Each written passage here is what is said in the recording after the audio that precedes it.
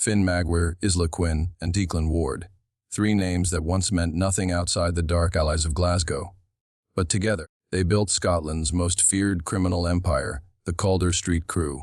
Operating in complete silence, they controlled the city with ruthless precision, until one betrayal tore it all apart.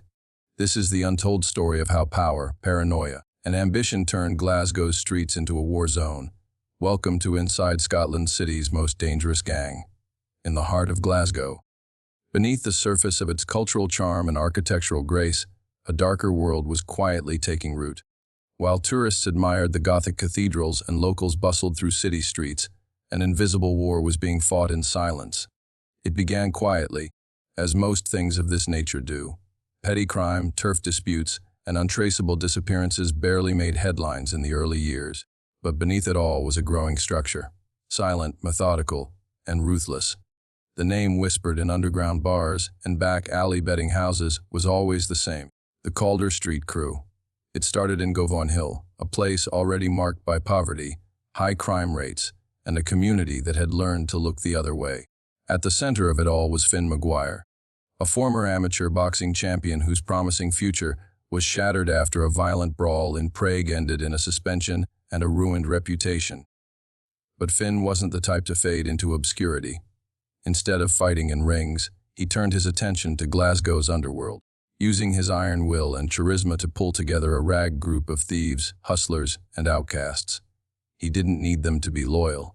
He needed them to be useful. At first, it was small jobs, high-stakes poker games, illegal whiskey runs, and debt collection on behalf of local loan sharks.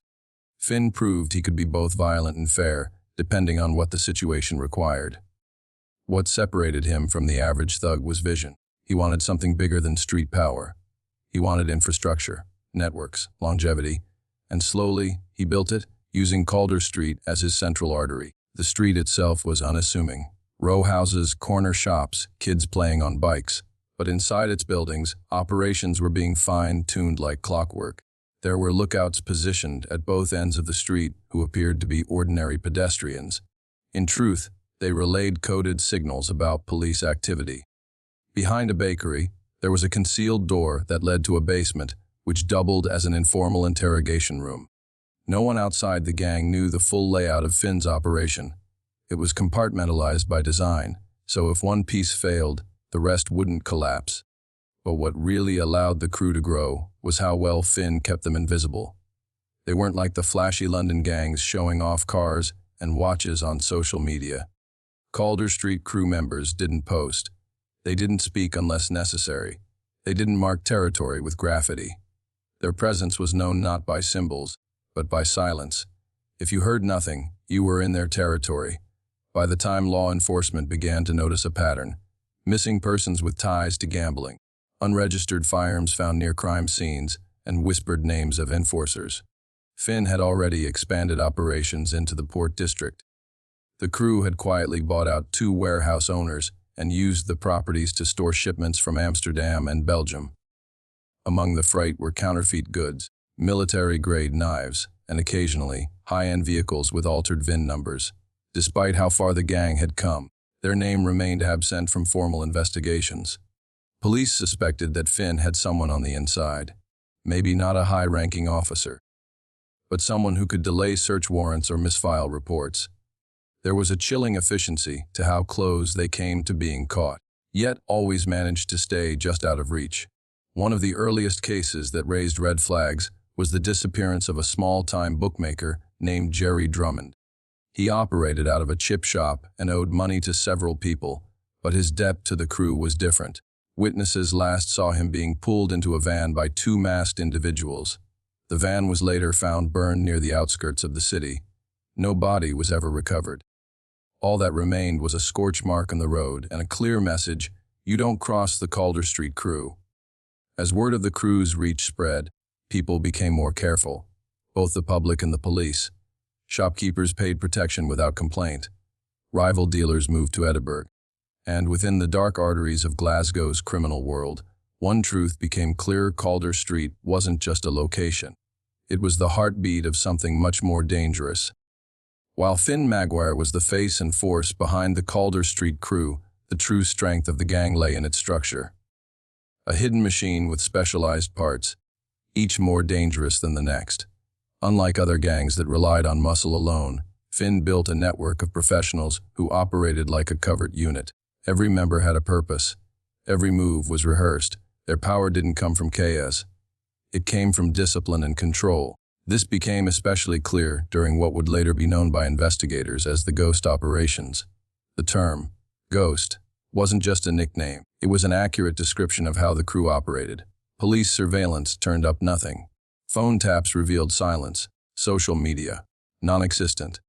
While other criminal groups were getting caught flaunting cash and weapons online, the Calder Street Crew left behind no digital trail.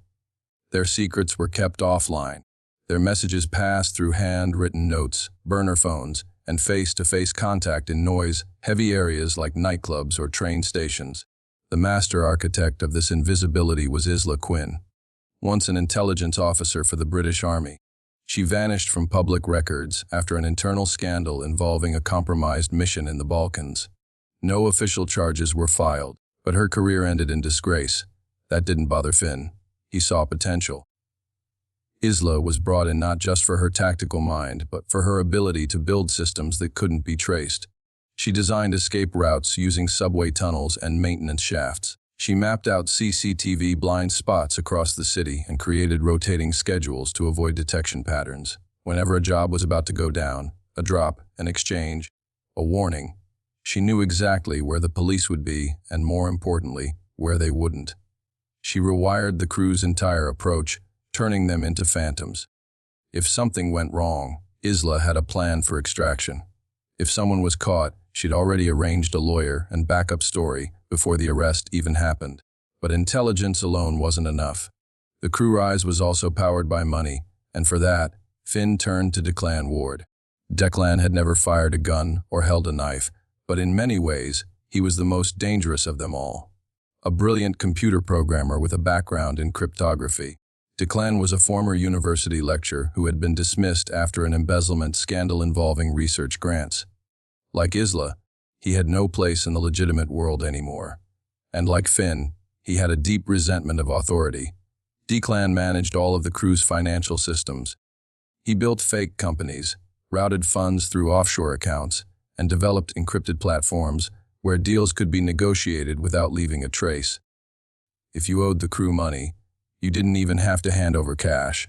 You'd get an anonymous text instructing you to deposit cryptocurrency through a mirror server, all built by Declan. Every penny was tracked, laundered, and hidden under layers of false names and shell corporations. Together, Isla and Declan formed the invisible backbone of the organization. With Finn running operations on the ground, Isla managing logistics, and Declan securing the finances, the crew became untouchable. Even as the city buzzed with rumors about them, no one could prove a thing. Witnesses were too afraid to speak.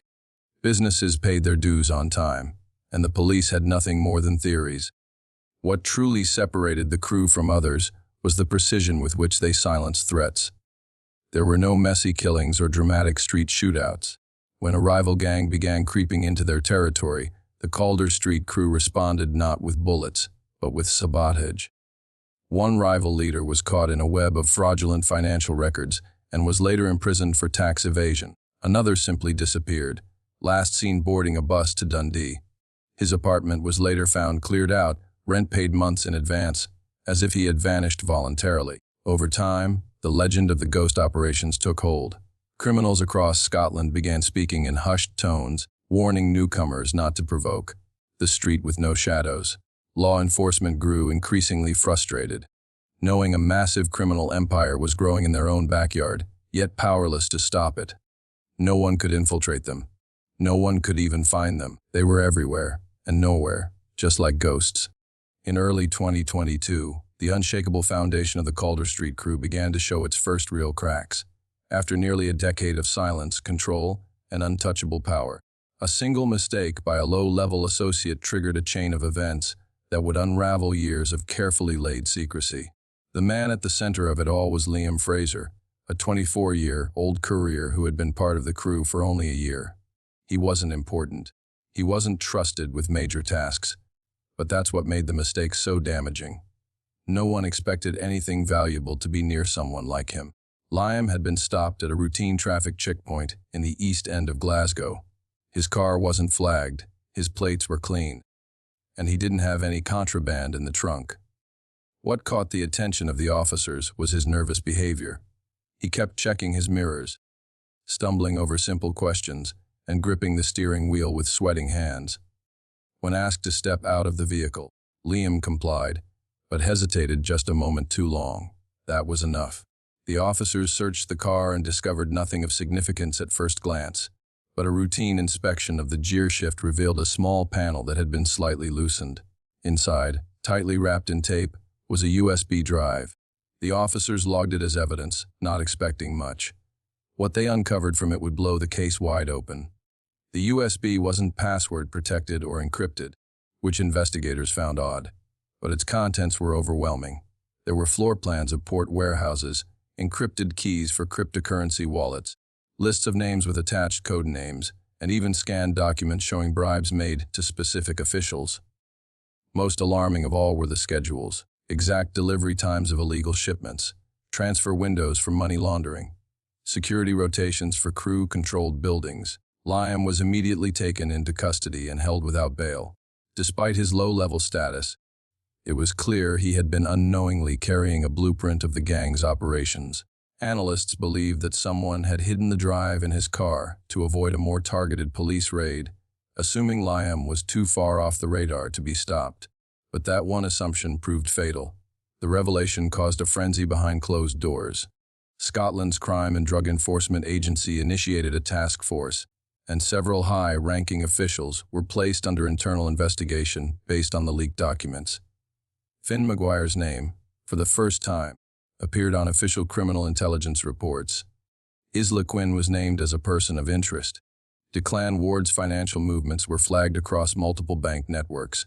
Still, the police had no concrete charges. The information on the USB was not enough to convict anyone, but it was enough to start watching, and to start waiting. Then, just 3 days before Liam Fraser was scheduled to testify in a sealed hearing, he was found dead in his prison cell. The official report listed it as suicide, but no camera footage existed of the hours before his death. No other inmates heard anything. His cell door had remained locked all night, and yet somehow, Liam never made it to morning. Inside his sock was a single piece of folded paper with 5 words, "Loose lips sink ships. Remember." No fingerprints were found, no sign of struggle. The message was unmistakable. The crew knew Liam had been caught, and they had reached him even inside a secure facility. The incident sent a chill through law enforcement. Someone on the inside had to be helping the gang. The level of access required to silence a witness in solitary confinement meant that the crew's reach went far deeper than anyone had imagined. Media outlets picked up the story. For the first time, headlines mentioned the Calder Street Crew by name. Panic began to ripple through the criminal underworld. Small-time dealers closed shop. Associates deleted burner phones. Even corrupt officials went silent, fearing exposure. Finn Maguire, however, didn't flinch. He reportedly went underground, disappearing from his usual circles. Isla Quinn dropped off all surveillance grids. Declan Ward shut down all known financial pathways. The empire wasn't falling yet. But the first breach had occurred, and everyone knew that once a secret was exposed, it was only a matter of time before the rest came crumbling down. The months following Liam Fraser's death were defined by paranoia and silence. Inside Glasgow's criminal world, no one knew who to trust. The Calder Street Crew had always operated in tight circles, but now even those inner layers began to fracture. For the first time in years, Finn Maguire's organization was under real pressure. Raids were happening across the city. Police presence intensified around known crew neighborhoods. Financial institutions began freezing suspicious accounts. Yet amidst the growing heat, Finn seemed calm. Too calm. He didn't run. He didn't retaliate. He waited, which made one thing certain. He knew more than anyone else did. Behind the scenes, law enforcement continued digging through the data recovered from Liam Fraser's USB. Each file led to another question. While some names matched known players in the gang world, others were total unknowns. It was clear that someone within the Calder Street Crew had gone to great lengths to document everything. More than any outsider should have had access to. The files weren't just records. They were a roadmap, and someone had put them together deliberately. The leading theory pointed to Isla Quinn. Her history with intelligence operations, her sudden disappearance, and her rumored disillusionment with Finn all made her the perfect suspect. Several investigators believed that Isla, long believed to be loyal to the crew, had turned. Perhaps she had grown tired of running. Perhaps she had made a deal to disappear in exchange for dismantling the crew from within. That theory fell apart 2 months later when a cryptic message arrived through an anonymous email server, routed through multiple countries. It contained video footage, grainy, time-stamped, and clearly taken in secret. The footage showed Isla Quinn being restrained by 2 masked men in a dimly lit warehouse. Her face was bruised, but unmistakable. A voice, distorted through audio masking, declared, "This is what happens to traitors." Then the feed cut off. Investigators scrambled to trace it, but it was too late. The IP trail was already cold. If Isla wasn't the leak, then who was? That answer came when a series of bank accounts registered under shell companies suddenly collapsed. Millions of pounds vanished overnight, routed through cryptocurrency exchanges and digital laundering schemes. These were not external attacks. These movements were surgical, only possible by someone with full access to the crew's financial core. That left just one naming Declan Ward. Until then, Declan had been invisible, operating from the safety of encrypted servers and virtual accounts. He never showed his face, never left a digital footprint unless he wanted to. But as investigators dug deeper into his financial shell network, they found evidence of recent log-ins from outside Scotland, Paris, Istanbul, Bucharest. Declan was running, and taking the crew's fortune with him. It wasn't revenge that motivated Declan. It was survival. Over the years, he had watched what happened to those who stepped out of line. Liam Fraser's death had shaken him more than he let on. If a disposable courier could be eliminated inside a high-security prison, what chance did he have? Declan knew too much. He wasn't just part of the crew, he was the brain behind the money. If Finn ever suspected him of turning, he'd disappear like the others. So he made his choice before Finn could make his. Declan contacted authorities through an encrypted messaging service, offering them everything. The account keys, transaction logs, access points, even names of offshore collaborators. But in return, he demanded immunity and a new identity. The authorities agreed. But before the final exchange could take place, Declan vanished without warning. No one knew if he had been taken out by the crew or if he had outplayed everyone. 3 days after he disappeared, investigators discovered that £12 million had been transferred from hidden crew accounts into unknown crypto wallets. All were untraceable. The betrayal shook the crew to its core. Panic erupted. Finn's inner circle splintered. Some members fled the country. Others tried to erase their ties. Safe houses were abandoned. Weapons stashes were moved or destroyed. The organization that had once been known for its silence and precision was now unraveling from the inside. One act of betrayal had done what law enforcement couldn't in a decade. It cracked the code. And from that point forward, the Calder Street Crew was no longer untouchable. It was bleeding, exposed, and hunted. In the aftermath of Declan Ward's betrayal, Glasgow was no longer the same. The once unshakable grip of the Calder Street Crew had loosened, and the city, for the first time in over a decade, began to feel the shift. Fear still lingered in the air, but it was different now. More uncertain, more fragmented. The silence that had once surrounded the crew turned into a ripple of rumors, half-truths, and growing speculation. People no longer asked if the crew was finished. They asked when and how the last pieces would fall. Law enforcement seized the momentum. With Declan's leaked data, police launched coordinated raids across the country. Dozens of arrests were made, weapons and drugs confiscated, and safe houses uncovered in places authorities had never thought to look. Abandoned buildings in Inverclyde, luxury flats in Dundee, even rural barns retrofitted with escape tunnels. What shocked many was not just how widespread the crew's reach had been, but how quickly it all crumbled when the foundation was shaken. Despite these breakthroughs, the leaders, the ones who had built the empire, were nowhere to be found. Finn Maguire, the once feared kingpin, had gone entirely off-grid. Intelligence reports claimed he was last seen on a private dock near Aberdeen, boarding a fishing boat under a false name. Others believed he never left the country at all, and was hiding somewhere in the Highlands, protected by loyal remnants of his crew. Some whispered he was dead, taken out by a rival faction or even by Declan himself, as a final act of revenge. But no body was ever found, no trace, just a void where one of the most dangerous men in Scotland used to stand. Isla Quinn's fate remained one of the darkest mysteries of the case. After the footage of her captivity surfaced, no further evidence confirmed whether she was still alive. A few claimed to have seen her in Eastern Europe, traveling under forged documents.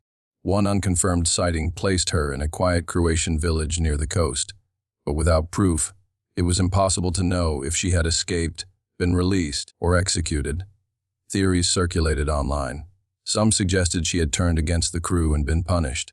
Others believed she had manipulated the situation from the beginning, using the chaos to vanish entirely. As for Declan Ward, his name became synonymous with betrayal in criminal circles. Law enforcement never confirmed whether he was under protection or still on the run. Some believed he had received a new identity and was living comfortably in a non-extradition country, using the stolen millions to rebuild a new life. Others argued he had outsmarted even the authorities and faked his cooperation to disappear completely. Regardless, his actions marked the beginning of the crew's end. One by one, the branches of the organization collapsed. Still, even as the empire crumbled, the legend of the Calder Street Crew refused to die. In the criminal underworld, they were remembered not just for the violence or the money, but for the silence. They had operated with such precision, such cold calculation, that even now, years later, no one was truly sure how many lives they had touched. Some said Finn's system had been copied by smaller gangs across the UK. Others insisted his followers were quietly regrouping, waiting for the attention to fade before they resurfaced under a new name. In neighborhoods once ruled by the crew, some residents still locked their doors early, just in case. Former associates went completely off-grid, unwilling to ever speak of their past. The ghost of the crew lingered in police files, in empty safe houses, and in encrypted bank accounts that no one could quite crack. It became less of a gang and more of a myth. Something people warned about but couldn't touch. A shadow over Scotland's criminal history. Though the organization had fallen, the message remained. The Calder Street Crew wasn't about one man or one location. It was a system built on fear, silence, and control. And as long as those things existed in the corners of society, so too would the story of Glasgow's most dangerous gang. A story without a clean ending. A legend that refused to disappear.